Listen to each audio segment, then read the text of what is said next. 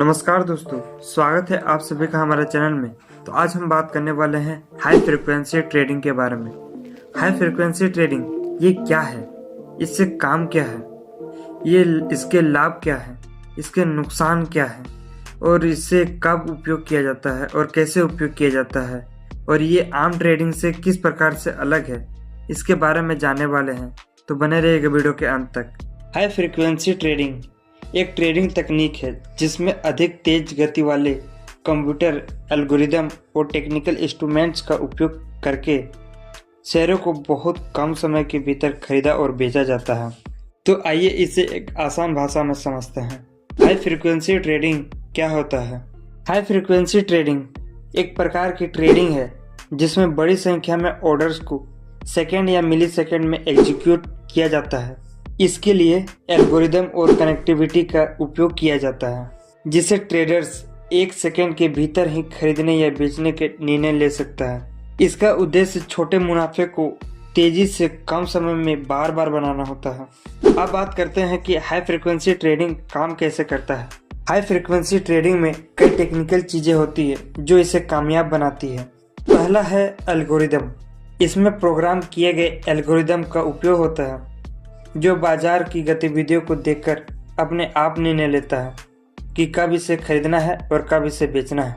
ये एल्गोरिदम विशेष संकेतों का अनुसरण करता है, जैसे कीमत में उतार चढ़ाव, ऑर्डर का वॉल्यूम और market trend.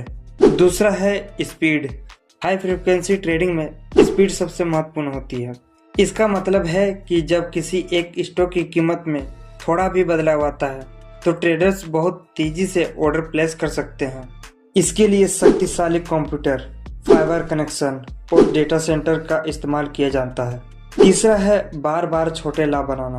High frequency trading में ट्रेडर्स का लक्ष्य छोटी छोटी कीमत में बदलाव से मुनाफा कमाना होता है। एक बार में बड़े मुनाफे पर फोकस नहीं होता, बल्कि छोटे लाभ पर बार बार ट्रेड करके बड़ा मुनाफा कमाया जाता है। चौथा है order book analysis. High frequency trading में ऑर्डर बुक का एनालिसिस बहुत तेजी से किया जाता है। इसमें ट्रेडर्स देखते हैं कि किसी स्टॉक पर खरीदने और बेचने के कितने ऑर्डर्स हैं और उसी के अनुसार अपने निर्णय लेते हैं। अब बात करते हैं कि हाई फ्रीक्वेंसी ट्रेडिंग से लाभ कैसे कमाया जा सकता है। पहला है हाई प्रॉफिट से। हाई फ्रीक्वेंसी ट्रेडिंग में छोटे छोटे मुनाफे को बार बार कमाया जा सकता है, जिससे सभी मुनाफे बढ़ सकते हैं। दूसरा है लिक्विडिटी बढ़ाना।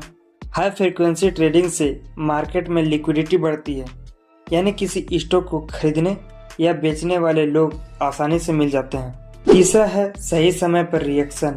High frequency trading system market की हलचल पर तुरंत रिएक्ट करते हैं, जिसे सही समय पर ऑर्डर लगाया जा सकता है।